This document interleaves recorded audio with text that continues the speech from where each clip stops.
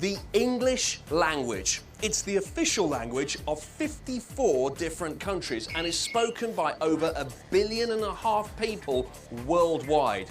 Adding together native speakers, people who speak English as a second language or an additional language, and people who are learning English, and it's the most commonly spoken language across the globe. So, what makes English so great, and why do people want to learn English?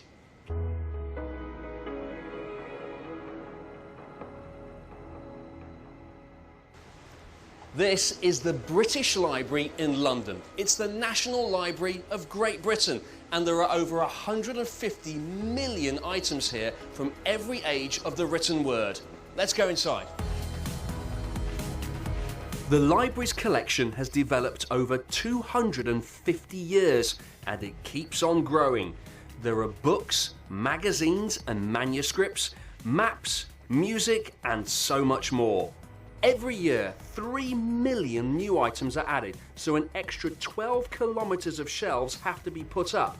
Roger Walsh is the head of learning.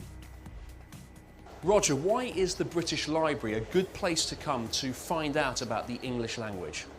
Well, there's lots of reasons. We've 150 million items from all over the world, so we capture a snapshot of what the language is like. But I think perhaps more importantly, we have documents here that go right back 1,000 years to the beginning of the language.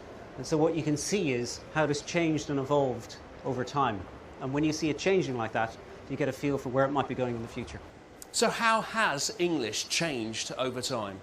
Oh, it's changed hugely. If you look back to Old English, like 1,000 years, it's almost like German. Very, very difficult to read. Only a few people can do so. Then you look up to, say, Shakespeare's period, early modern English. Printing has come in, and that begins to standardise the language. So what impact has technology had on the English language? Well, it has two big impacts. One is that lots of new technical words come into the language. We see this in the Industrial Revolution over 100 years ago. But the other bigger influence is that it enables people all over the world speaking English to communicate with each other underneath YouTube clips or in chat rooms. And they're influencing each other's English. That's great, Roger. Is there something you can show me? Absolutely. We've got some great stuff. Would you just like to follow me? Okay.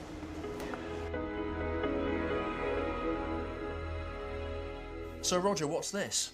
Well, this is one of the treasures in the British Library's collections.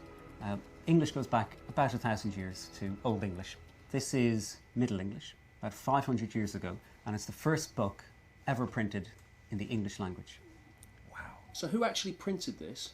This was printed by William Caxton, very famous. Yeah. He went on to print Chaucer's Canterbury Tales, the first bestseller in the English language. And one of the difficulties you have as an early printer is that there's no standard language. There's no dictionary, there's no grammars, there's no guides to usage really. So he often had to make up how to spell words himself. And is the spelling consistent throughout the book? Well, no, it's not. Which even on this page here, this is a kind of a foreword, an introduction to the work. He says he translates it from the French. He has here to French, F-R-E-N-S-S-H-E. Right. That's how he spells French. But if you go down to the centre of the page here, we've got French again, and it's got one S in it, F-R-E-N-S-H-E. Incredible. And this looks a lot more modern here. What's this over here? This is a very different work. It's something we chose. It's from 1867, so 130 years ago. And we're all familiar with how people use mobile phones now to text each other, SMS. And they shorten words and they use letters to get their message across. This is a poem written in the 19th century in which somebody has done exactly that. He says, I wrote to you before. He uses a number 2, letter B, a number 4. That's amazing. So what does this tell us about the English language? Well, it tells us that it's very versatile. It tells us that people play with it, and sometimes the changes they make stay. Some of those changes were made 500 years ago. Some of them were made 100 years ago. But some of the changes we make now in internet chat rooms, in the way we talk to each other, in the way people around the world use English, will become the future of English as well. I'd never really thought about English changing, but of course new words are being added all the time, and not all types of English are the same.